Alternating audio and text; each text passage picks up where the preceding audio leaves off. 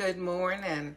It is Saturday morning, June 25th, 2022, and it's after 8:30 a.m. on the East Coast of the United States. Yeah, where was I this morning? And you know what? I'm not going to have coffee with you this morning. I'm sorry. I'm going out with friends for coffee.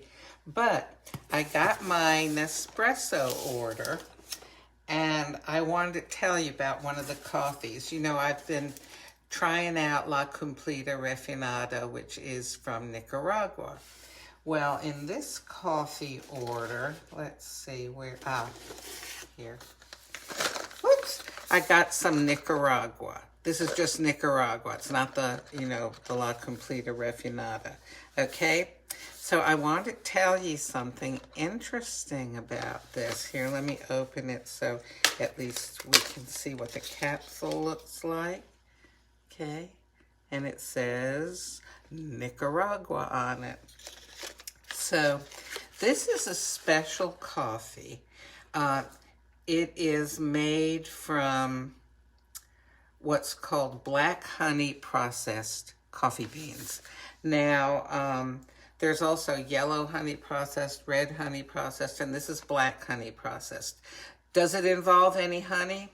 No, none whatsoever, which is interesting. So, you know, when coffee cherries are picked, which is, you know, the coffee beans they're in a fruit, okay? They're like the seeds of a fruit, okay? If there's just one seed inside, it's called a pea berry, P-E-A, berry. Well, most of them have two, okay?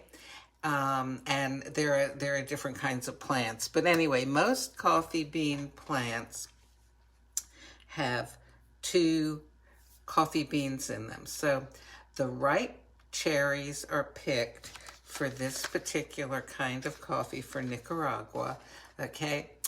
And then they're washed and all, you know. They're laid out and they're going to dry. Now, most coffee cherries are dried in the sun. But what happens with these, and this is where the honey name comes from, they sort of smush them up and they remove the skin and some of that fruit, a little bit of fruit stuff that's around the beans, and leave a certain amount of the sort of ooey gooey stuff. You know how with some fruits, you know, when you open them up, well, even something like grapes are like this, you know, they can be kind of gooey and sticky inside. So this sort of sticky stuff, or other types of plants that the seeds have a gooey stuff surrounding them. So they leave some of this goo on there, all right? That's the honey, because it's mucilage is what it's called, and it has a consistency like honey, okay? So they kind of spread the beans out with the ooey gooey stuff, and they cover it with black tarps, and they let it sit in the sun for 15 days. Now they, every few days, they kind of rake it and turn it, you know, so that nothing's going to get moldy because it's just sitting there. Now with the yellow kind, that's all done in the sun for much less time. The red kind, that's done for a longer time than the yellow, but less time than the black honey. Anyhow, so no honey is involved in the making of this at any stage unless you put it in when you've made your cup of coffee. Okay, so why do they do that? Because the many days, about 15 days, that these coffee beans are sitting with that gooey honey around them, stuff that's like honey, some of the flavor of it kind of is absorbed by the coffee beans, and that affects the flavor of the finally finished coffee that comes to you in here.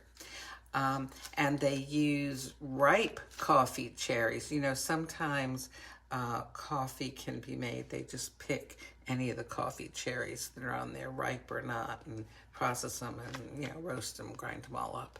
But with this, they use the ripe cherries because when they're ripe, just like any kind of fruit, when it's ripe, it has developed more sugars in it, so it's sweeter, and it just has other flavors that it develops. So some of those are absorbed by the coffee beans sitting under that black tar.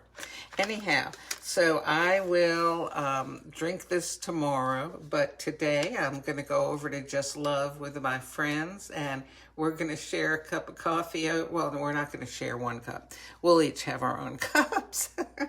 Oh, it's rainbow time. Let me get the rainbows swirling, okay? Oh, this is my favorite time of morning.